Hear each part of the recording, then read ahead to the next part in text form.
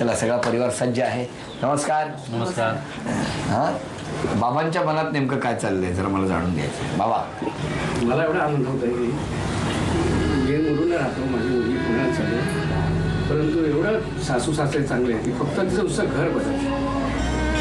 भयंकर आनंद येईल एवढं चांगलं विलास आणि एकच स्लोगन मला असं कळतं की आपण मराठी डोक्यावर बर्फ आणि तोंडात साखर असेल तर आपण जग जिंकू शकतो, असं तिने तिथे राहावं. वा वा. मला आत्ता सरबतात सुद्धा बर्फ आणि साखर घालून दिली होती. छान, किती छान आणि महत्वाचा उपदेश बाबांनी केलाय. कळलं का? काय सांगितलं बाबांनी? तोंडात साखर आणि डोक्यावर बर्फ. नशीब मला वाटलं डोक्यावर साखर आणि तोंडात बर्फ नाही. याच्या पाठीमागचा अर्थ काय? म्हणजे सगळ्यांशी गोड बोलून राहा आणि डोकं थंड ठेव. हे का सांगावं असं वाटलं बाबांना? थोडीशी चिडते मी, जास्त नाही. बरं, आता 5 अपेक्षा काय व्यक्त करणार? 5 अपेक्षा म्हणजे तशा खूप आहेत, पण मी आता 5 सांगते. बरं, 5. पहिलं म्हणजे फोनवर त्यांनी जास्ती नाही बोललं पाहिजे. ऑफकोर्स त्याची बिझनेसची डिमांड आहे फोनवर, पण कोणाबरोबर बोलतात ते जास्त? संशयाचं वातावरण आहे. क्लायंटशीच बोलतात ते मला माहिती. पण क्लायंट कोण असतो, मुलगा की मुलगी? हो, कधी कधी येतात मुलींचे फोन, म्हणजे लेडी क्लायंटचे फोन येतात, पण तेवढं तो मोजकच बोलतो. म्हणजे माझ्या पुढ्यात तरी मोजकच बोलतो. आता नंतर मला माहिती नाही हे खरं महत्त्वाचं कारण आहे. माझ्या पुढ्यात मोजकं. मी असताना तो त्यातल्या त्यात चला नंतर बोलतो बाय, आणि बरं ठीक आहे, तर फोनवरती कमी बोलायचं. हा. 2. दुसरं म्हणजे आता सपोज मी म्हणजे पोहे केलेले त्या दिवशी, आणि फक्त पोहेचा जरासा कलर बदलला ऍक्च्युली, तर तो रवा समजून खा, शिरा समजून खा, असं म्हणणं आहे का? असं नाहीये, पण तरी थोडंसं समजून घेतलं पाहिजे की मी फर्स्ट टाइम बनवलेले पोहे म्हणून. आणि मग तो म्हणाला की मला आईच्याच हातचे खूप आवडतात असं. त्यामुळे मी म्हटलं की थोडं आता तू खा, फक्त कलर चेंज झालाय पण टेस्ट तशीच होती. हे कोणी ठरवलं? म्हणजे पप्पानी खाल्लेले, पप्पा तुम्हाला आवडले? मला सगळं आवडतं. पप्पांना काय झालं? आतापर्यंत व्यवस्थित चाललंय. कळलं त्यांच्या यशस्वी संसाराचं रहस्य कळलं. हा, चला 2 झाल्या. तिसरं म्हणजे त्यांनी वेळेवर लवकर घरी यायला पाहिजे. आता पण तो येतो. कोणाच्या? आमच्याच घरी. तुमच्या घरी. वेळेवर यायचं. 3, 4. अजून काही नाही आहेत म्हणजे, पण आता भरपूर आहेत त्यामुळे सुचत नाही.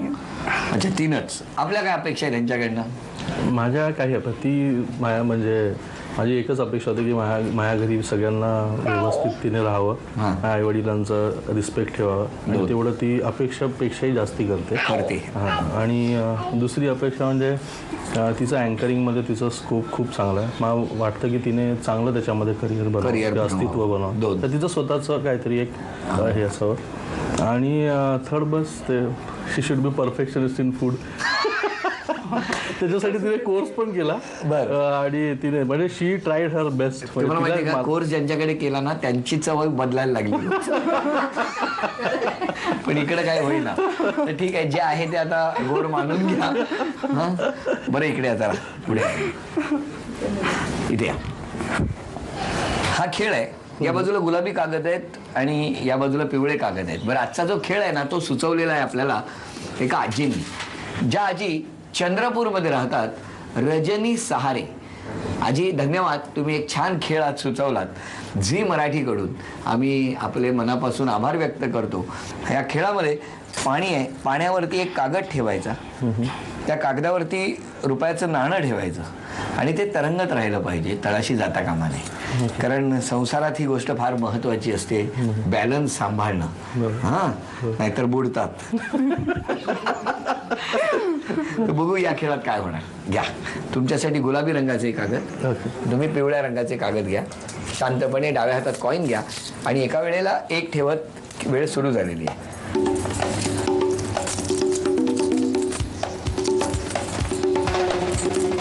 कारण लक्ष्मी ही सांभाळता आली पाहिजे.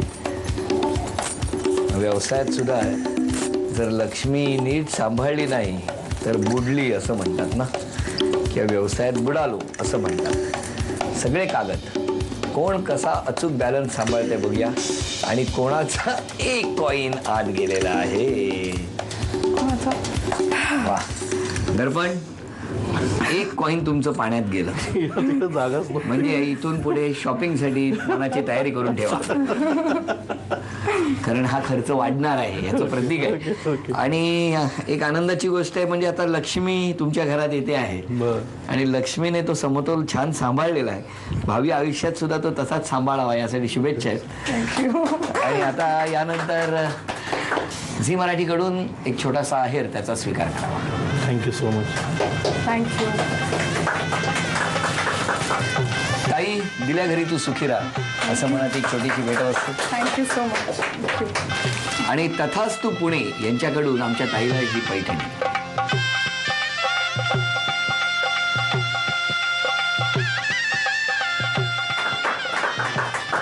दिल्या घरी तू सुखी राहा ही मालिका काही वेळात सुरू होणार आहे. म्हणजे आता यांचं अजून फेब्रुवारीत होणार आहे आणि मग ही ताई त्या घरी जाणार आहे आणि ताई घरातल्या सगळ्यांना सुखी ठेवणार आहे. तेव्हा आजचा भाग इथेच संपतो आहे.